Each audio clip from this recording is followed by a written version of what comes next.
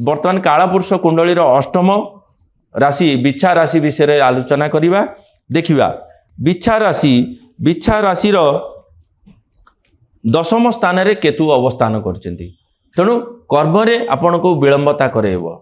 कर्म रे हानि करेब प्रमोशन हबाकु थिबो प्रमोशन अटकी जीव नचेत कौन सी मानहानि भी लगी पारे कर्म रे एवं आपणकर चतुर्थ स्थान रे राहु अवस्थान करछंती तेणु फैमिली प्रॉब्लम भी किछि हेई पारे बा कौन सी जमी जुमा केस भी मध्य लगी पारे नले गाड़ी एक्सीडेंट होबार संभावना अछि एवं अष्टम स्थान रे आपणकर बृहस्पति अवस्थान करछंती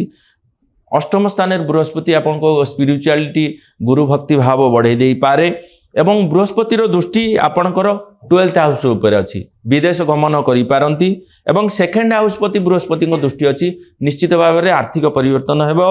एवं आपणकर 4th हाउस को बृहस्पति को दृष्टि अछि 4th हाउस रे बृहस्पति दृष्टि निश्चित किछि भूमि बा घर किनिबार जोग बा किछि गृह तैयारी करिवार जोग मध्य संभावना अछि आउ 2026 पई बिच्छा राशि व्यक्ति विशेष जो मानकर से आपण कौन करंतु ना 800 ग्राम महू